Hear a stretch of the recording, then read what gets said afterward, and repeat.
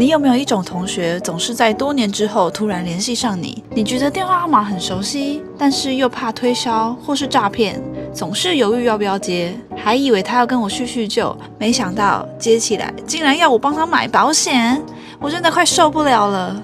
现在我要想一个方式，不破坏我们之间的友谊。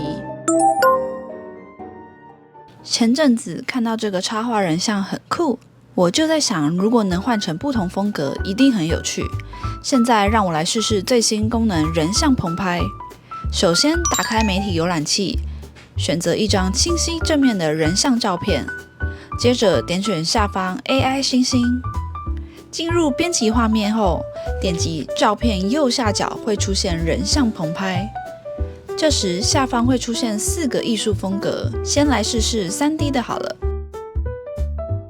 选择生成，结果出来了，出现了4张成果，让我好奇水彩风格会是什么样子，真的很酷耶！如果你们中间有喜欢的话，可以先按下照片右下方的快速储存按钮，这时它会告诉你已经存在媒体浏览器了。如果你还想看更多的话，滑到最后面，选择重新生成。但这边要记住哦，如果你按下了这个按钮，前面的生成结果会全部消失哦。如果你有时间，可以把所有的风格都生成一遍，这样预览起来会更快速哦。决定后，我们就按下最下方的储存副本，它会自动把画面跳到媒体浏览器。接着，我们来换人像大头贴。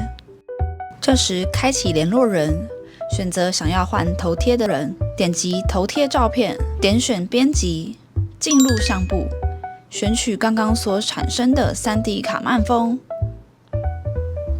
确认范围后，按下完成，最后储存就大功告成啦！终于看起来不会那么讨厌了。有没有一种可能，它又打来了？我先欣赏一下我刚刚产出的作品好了。没错，它就在这里。现在要接吗？